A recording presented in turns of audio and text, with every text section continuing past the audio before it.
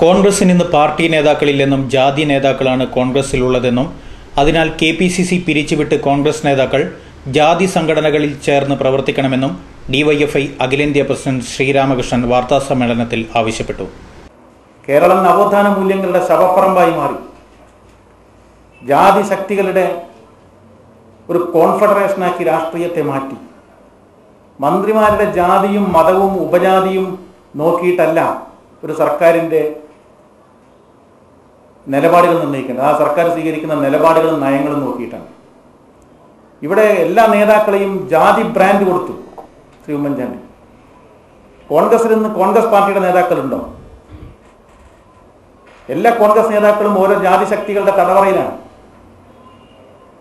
അതുകൊണ്ട് ജാതി ഐഡന്റിറ്റും ജാതിയാൽ ബ്രാൻഡ് ചെയ്യപ്പെട്ട ഒരു സംഘമായിട്ട് കോൺഗ്രസ് പാർട്ടി മാറി. KPCC പിരിച്ചുവിട്ടിട്ട് കോൺഗ്രസ് നേതാക്കളെല്ലാം അവരെല്ലാം ഏത് ജാതിയിലാണോ ജനിച്ചത് ആ ജനിച്ച ജാതി സംഘടനയിൽ പോയിട്ട് ചേരണമല്ലോ. കേരളം ഇന്ന് നവോത്ഥാന മൂല്യങ്ങളുടെ ശവപ്പറമ്പായി മാറിയിരിക്കുകയാണ്. മന്ത്രിമാരുടെ ജാതിയും മതവും നോക്കിയല്ല മന്ത്രി പദവി നിശ്ചയിക്കേണ്ടത്. സർക്കാരിൻ്റെ നിലപാടാണ് ഭരണത്തിൽ പ്രധാനം.